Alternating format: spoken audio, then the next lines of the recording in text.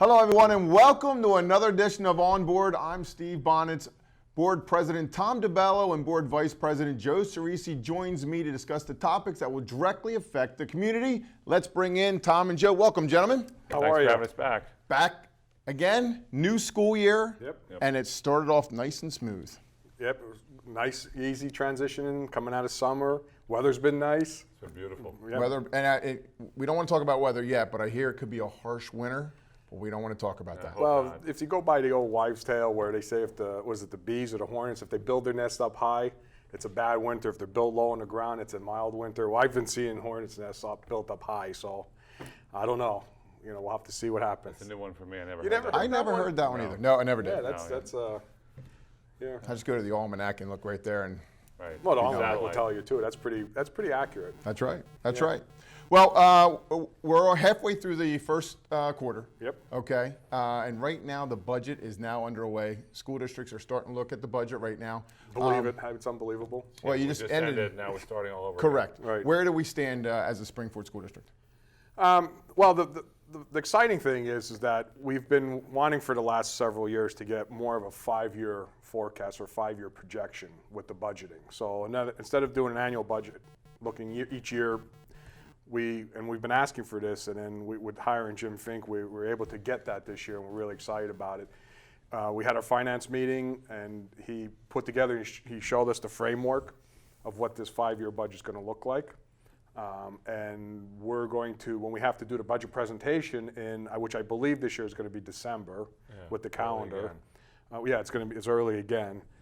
When we present that budget to the public at the board meeting, not only is the board going to be looking at just what the 17-18 budget's going to look like, but it's actually going to take it out 5 years, and it's going to show. So we're really excited about that.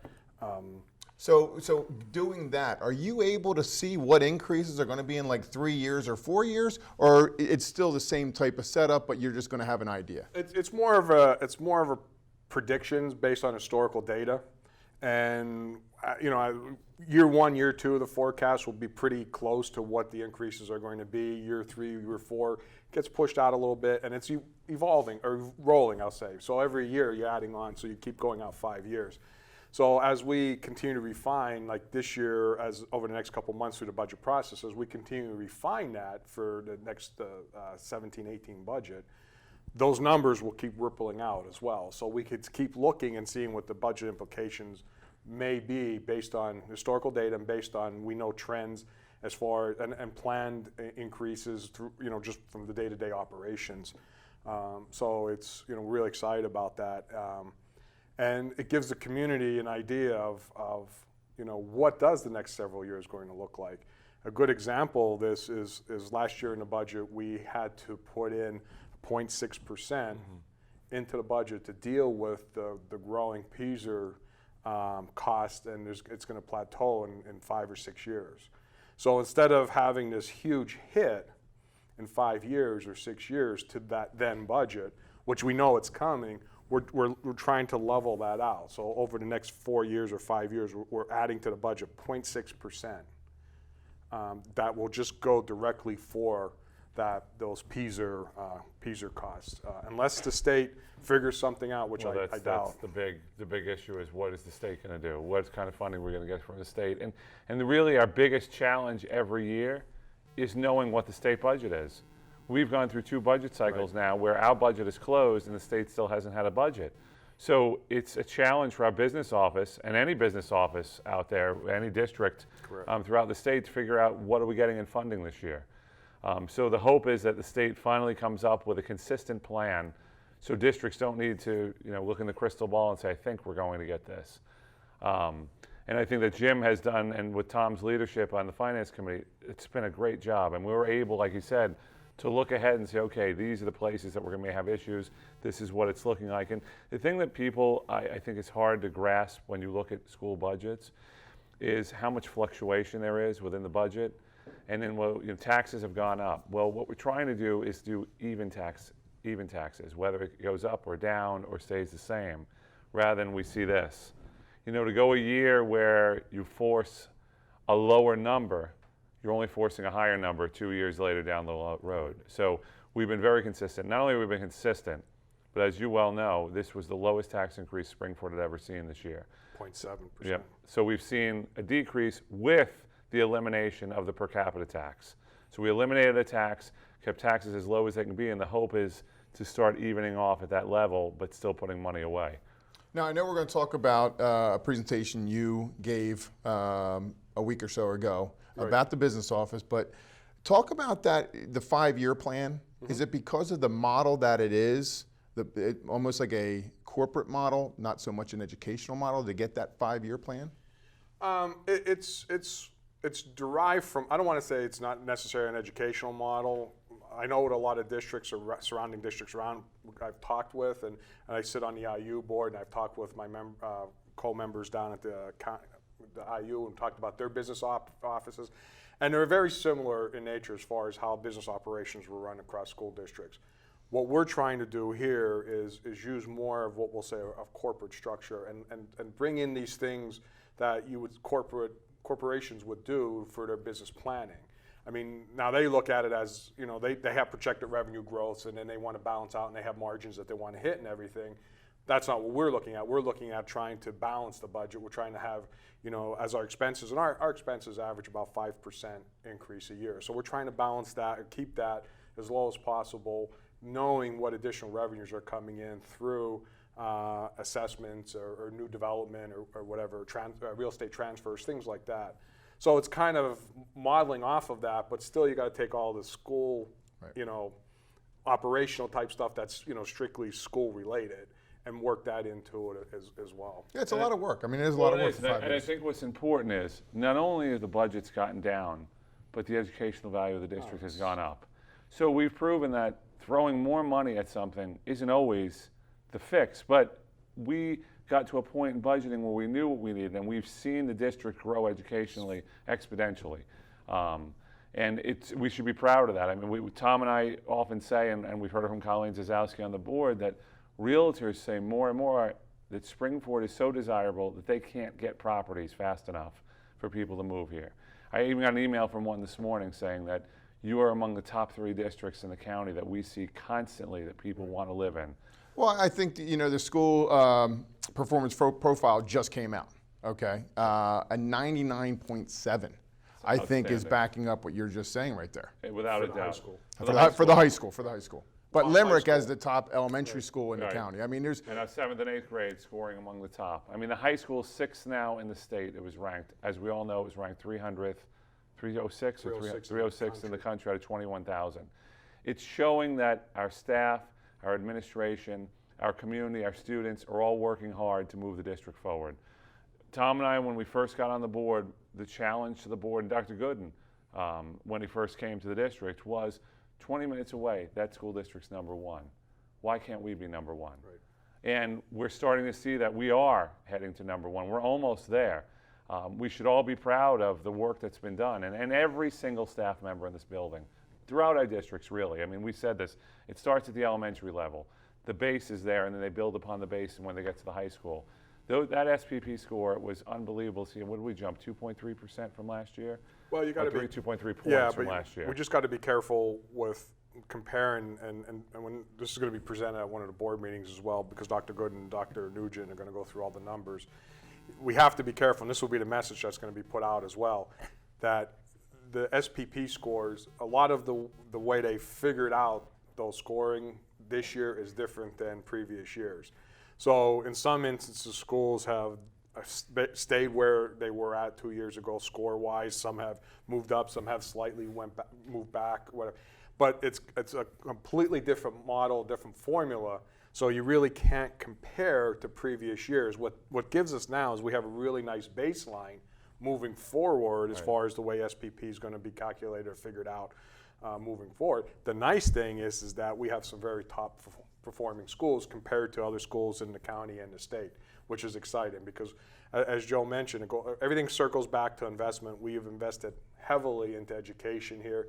And the one thing I do want to point out as a reminder, we talked about this before, over the last 5 or 6 years, yes, we've had a tax increase, you know, or tax burden, I'll say, to the community, but every year it's been less than a previous year. Right. And we've gotten down to, you know, 0.7%, which is the lowest I mean, will we ever get to zero?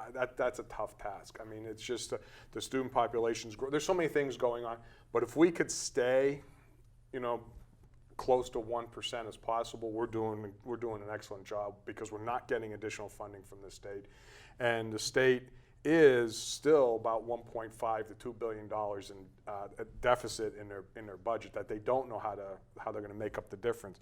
So any slight increases that we're seeing from the state in funding now, it may not be there next year. So we're trying to balance that with knowing, again, going back to the 5-year, trying to balance what we may get, not necessarily account for the increase next year, maybe go slightly lower, less aggressive as far as what we may get from the state.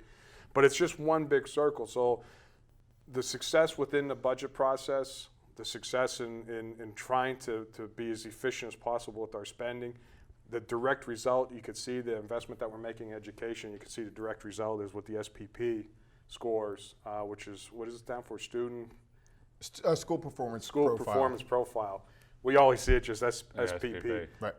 But it's exciting because there's a tremendous amount of success here at Spring-Ford from an academic standpoint. And it shows, for real estate as well. So Yeah, that's for sure. I mean, that's. Well, it's also showing in pride. I mean, you could see it throughout the community. We are Spring-Ford. I mean, people want to come to Spring-Ford. And I think every one of us who work here, live here, serve, whatever, should take pride in where this district is. I mean, if you really look at the cycle and how much this district has grown, it's amazing. Not only have we grown in population, but grown in our offerings to our students, grown in our extracurriculars and what they're doing. I mean, the band was out this weekend, got into the finals, competed nationally, and now we're in the finals. Our sports teams and what they've been doing all over the place, we're seeing the successes. So we've really gone a long way.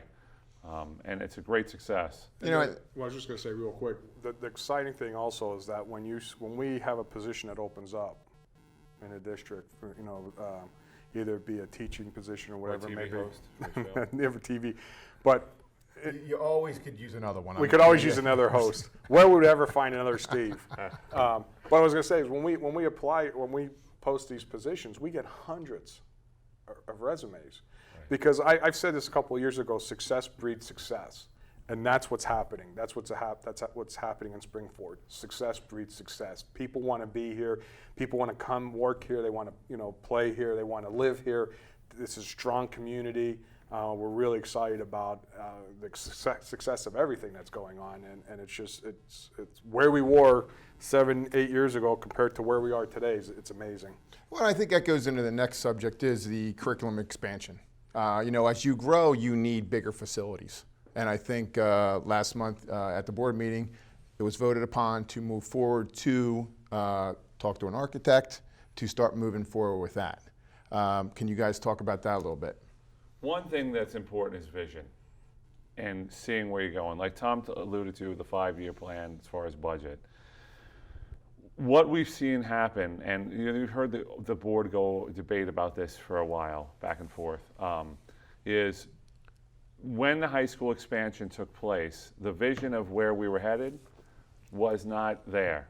So today, we're at a place now, we're at a crossroad.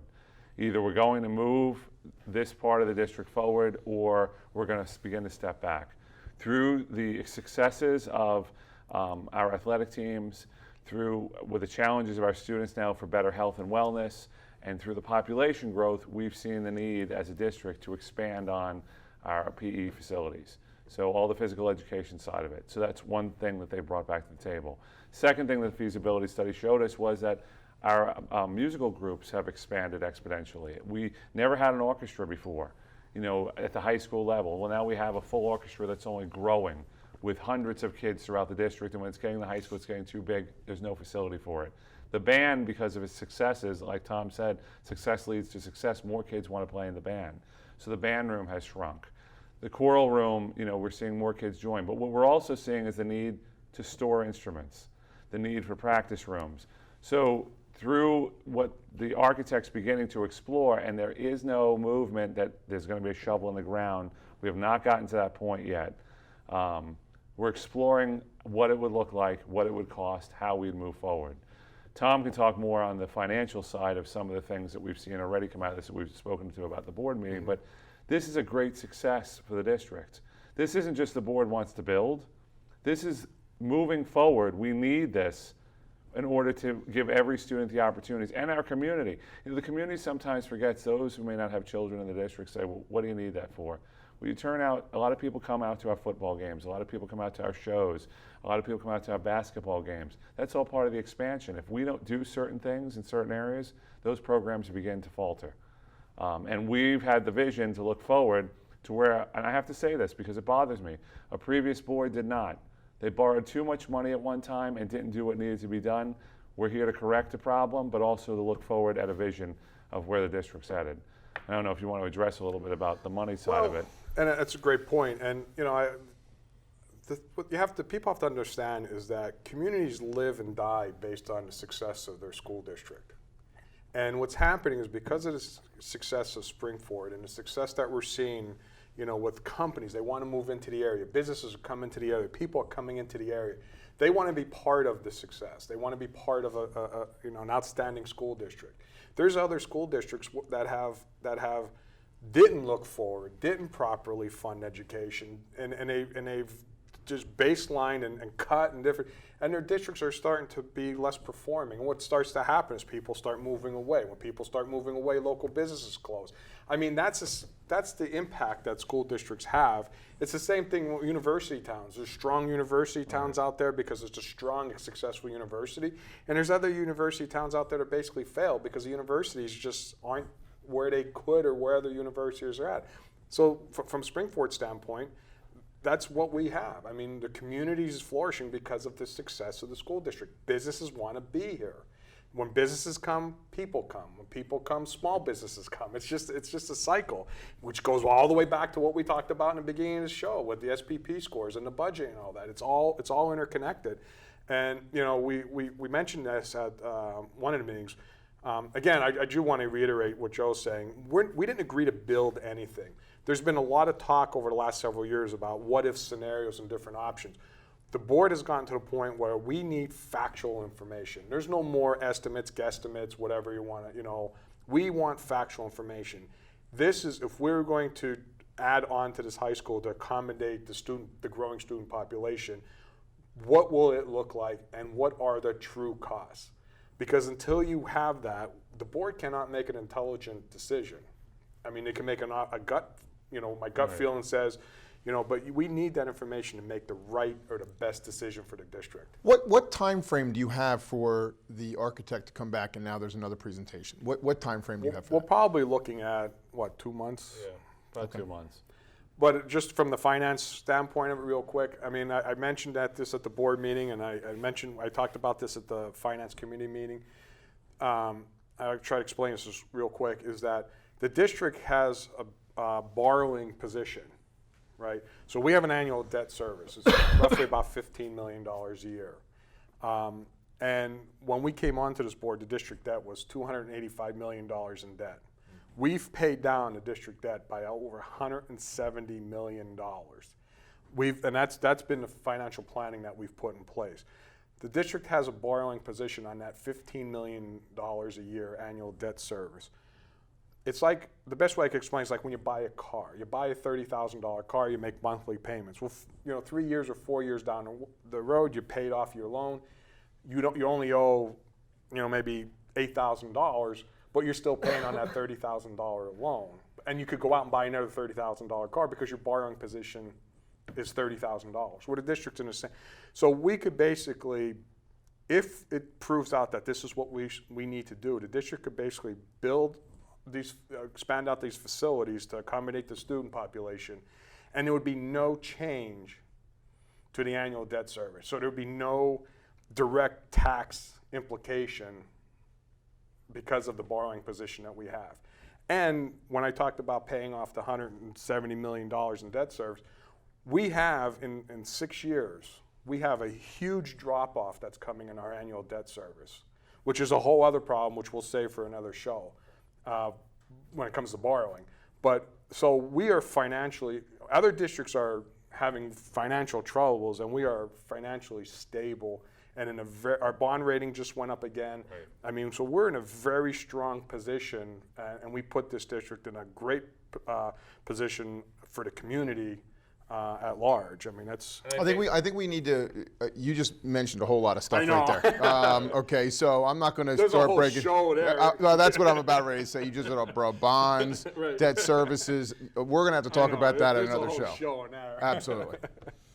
But I just want to scrape this. I just want to scrape the surface a little bit because you can see I get excited about it because it's been a lot of hard work to get to this point, and we're seeing it. Well, we're seeing it. The only thing I will say is that there was a comment made at the board table about debt service and how it wasn't magic. Well, Yeah, it was magic. It wasn't magic. It was planning. Right. It was doing the right thing. It was understanding finances because we may not have been at this point by this time if there was another group of people in place to do this. We never saw this kind of debt, the drop in the debt like we've seen over the last 7 years. So it's not magic. They go hocus pocus. It takes intelligence and planning through the process and to make sure that we don't incur additional debt over that time, which we didn't. We paid down rather than incurred more.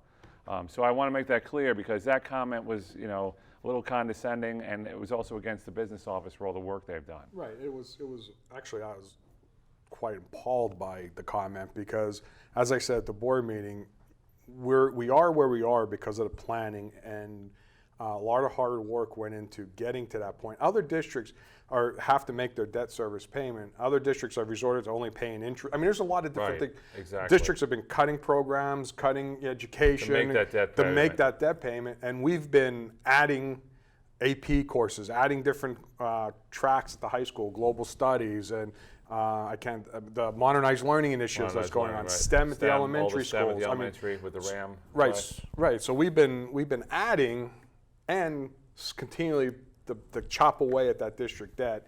So it was slight appalling when a board member, and it was really his goal was to be condescending, and it was just ridiculous because it was not only condescending to the finance committee, but it was condescending to the business operations because a lot of hard work to get us to where we are. Okay. Well, we're going to talk about that other stuff a little, maybe in another show. Yeah, the next 'Cause show when we let's- get a little closer to the budget. Let's dive in a little Yeah, deeper and yeah. understand that. Now, talk about expansion. Joe, this is close to you, Western Center. Right. They're going to start a sports medicine program. So the Western Center, I'm excited to say that we've looked to realign some of the offerings that we have there. We've looked to modernize some of the different things we have. Here, Tom, you want to hold that? Kills me. One of the things that's come out of it, I mean, first off, let me go back a little bit and say that the Western Center is night and day from what it once was. The team that we have in place, the Western Center, has taken that building and run with it. No pun intended, as you see what the logo is, but they've really taken programs and exponentially expanded. And Tom, for years, would say, "What's the number at the Western Center?" And now, we're almost 600 kids total at the Western Center. Chris Maritzen, who is our executive director, is a great person for expanding programs, marketing, offering, understanding. We changed the logo. A new digital sign finally went out in front of the building so you could see everything that's being offered. The sports medicine program is the next phase of what we're doing. The sports medicine program will give our students from the 3 sending districts the opportunity to really dive into what's happening in America now and where the trend is obviously medicine and through athletics. So the new lab, this is tomorrow night is the open house, as a matter of fact, so we'll just missed it here, but I'm sure you'll do some sort of video on it. I think you already did, didn't you? Not yet. Okay, Not I on know sports medicine. You're planning to do something, I heard. Correct. Yeah. Chris has pitched this to colleges throughout the Commonwealth. People are jumping on board. And I would say that in the next 5 years, this program would be double the size that it is today. Now, I know Tom and I had wanted to see this in Springford. Unfortunately, we didn't see it in Springford, but it is in Springford nonetheless because it's at the Western Center. This is, I mean, Joe's, it keeps, this is the whole health and wellness concept that I presented a couple years ago, which turned into a fiasco here at Springford. It was really politically motivated, which is a shame because I'm glad to see the Western Center is doing this, but this is a lost opportunity for Springford. And we knew that when we presented this idea to colleges, we knew that they would be all over it. And we can never get to that point because, again, of all the fabricated and lies that were put out in the community, which is frustrating because we will help fund this at the Western Center, which is, it's a good thing, but it's really something that we could expand it off of our whole, science wing or science classes or science tracks, because a lot of our students here at Spring-Ford are going into these fields. They're going into medicine. They're going into physical therapy, sports management, sports medicine. Well, I'll tell you, I mean, colleges have that, and it's very big in colleges. Yeah, to it's get huge. that before you go to college, Huge. It's almost like I'm going to talk about the TV area here. But when students leave here, they go to college. They are so far advanced, Right. beyond a normal person just going in. And in sports medicine, very big field. And you hit on the topic once again that we've been talking about really the whole day so far on this, is that the advantages that our students have when they leave our district are, we're running out of time, I can tell, are We got a couple minutes. are unbelievable. And it helps families as the child goes off to college too, because if they're able to take 10, 15, 20 credits before they leave here, it's almost the first year college is paid for. So now you went from a 4-year program to a 3-year as far as what you have to pay. So this is a great opportunity. And the Western Center programs, another thing you're going to see in the next couple of months, and you may want to record this while you're out there, is the tiny house project. The tiny house is almost ready to be sold. And our kids have built everything from the floors, not the windows, but everything else they built by hand for this tiny house. We got out of the big house business because we just couldn't handle it anymore to go to the tiny house. So we'll see what happens with that. Well, I can speak about the Western Center, and I love the place that I attended to it. Took TV out there, and so I think that's a great expansion for them to do that sports medicine, and I think kids are going to take full advantage. Oh, it's huge. In the tiny house, there's a company, or I was reading, like Guin or something like that is the name of the company. Guin Houses, Something yes. like that. I heard about that. They've been very successful. Maybe I don't have the pronunciation right, but they've been very Somewhat successful. amen, they said on the Yeah, program. amen. I They're would, very like, I would successful. like for you to supply that name and that I'm gonna company. look at Smaller so, footprint, it's a- though. it's a Yeah, small- smaller right. footprint Yeah, they if you use, could, less please. carbon, small carbon footprint. All right, Tom, I brought it up last time. You presented at the school board annual conference about the model of our business office. Yeah, we were just down at Hershey, Pennsylvania with myself, Dr. Gooden, and Jim Fink, our CFO. And we were invited to go and speak at the Pennsylvania School Board Association annual conference. And it was really, again, it was exciting because we've transformed our whole business operations. And I've talked about this. We took more of this corporate America structure. We introduced a CFO, a controller, staff accountant. These are things that you would see in a corporate business operations. And a lot of those very well attended, and a lot of great questions. And we broke away from that traditional business manager, business operations that school districts are so used to. And one of the things I talked about, and everybody was nodding their heads, was that most business managers in school districts grew up in that district. They came into the district where the district was maybe 30 years ago, small district that went through but their experience, their life experiences was just solely that district. And there's so many things that have changed as far as running business operations, and we transformed that model, and it was very successful because the 5-year plan, which I've asked for Joe will tell you, I've been asking for that, trying to get to that for several years. The other thing is the use of buildings and what it costs us Use to of run our buildings. buildings. That's what Tom presented, and again, I know we got to wrap up, but it's important that the community understands what this business office has become has given us the ability to really be extremely efficient. Like we said, we have 2 identical buildings. Why does one building run much higher than the other? Now we can dive into that finally and say, these are the reasons. This is what we can do to adjust. But the model he presented, if we saw districts pick up this model across the state, there'd be millions of dollars in savings across Pennsylvania in school districts because it works.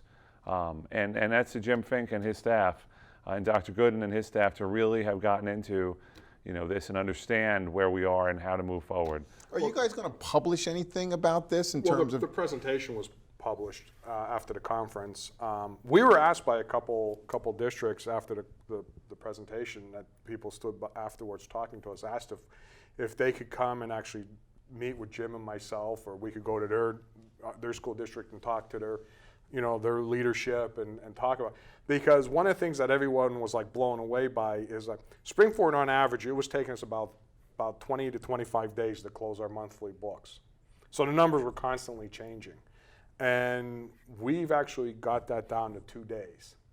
And that's what all the other districts that were in attendance of this presentation were like, they were blown away by it. They were like, how did you do that, right? So, but we said, these are all the things that we put in place. And Jim got into detail about process and procedures that were implemented. So it was a great presentation.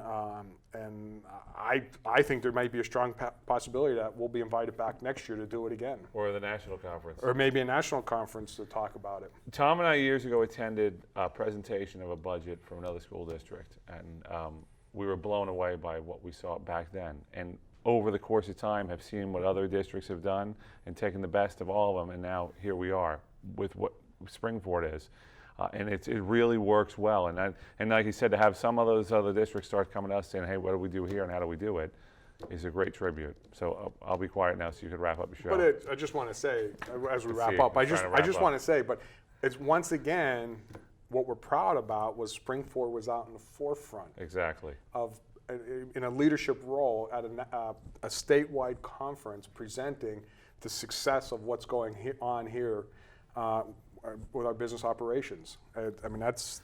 And you know, it's great to see, I mean, the next show we'll talk about the new website, I'm sure, and the publicity that the district gets. I mean, Erin Crew has been a great addition to us, and I bring her up because she's behind that camera. But also, all kidding aside, let's get serious. He has to work that in every show. Right. Because the publicity and the things are getting out there that never got out there before about the successes of the district, and it's showing in the PR and in everything we're doing, the newspaper articles, and how things are being presented, and your programming that you do here. So this is a great opportunity for us to really push things forward, and I want to thank Aaron and you and your his whole staff. and your whole staff that help promote not only what we're doing here, but the whole district and all the programming. And my birthday is coming up. Oh, God. I'm still stuck on the compliment right here because that normally doesn't come up. Come on, you've had those before. Yeah, we tell you all. You're going to be 60 this year? 54. Oh, all right. Believe it. No, I don't Look believe at it the till gray it's hair 60. coming in. He looks 60. He is. Anyway, Come on. we'll see you maybe next month. I don't know. He's getting old. I mean, I'm getting really old. Happy birthday. Thank you. Well, you're a little You want us soon. A to couple sing days. too? No, next time. All right, we'll Maybe get have a it nice next little time. cake. Of course, a cake. Always a cake. Always a cake. Gotta have the Candles, cake. cake, right. Yeah, Can't fireworks. light Cupcake them. or Can't light them something. though. Out. Right. I can't light them. No, but we definitely will need to get back because a lot's going to be going on over the next couple of weeks with the budget and everything. Okay. We'll see you next time. Thank you. Great. For a complete schedule of all the shows, log on to springford.net and click the RCTV tab. Please join us next month as we go on board with Joe Cerisi and Tom DeBello. Have a good one, everyone.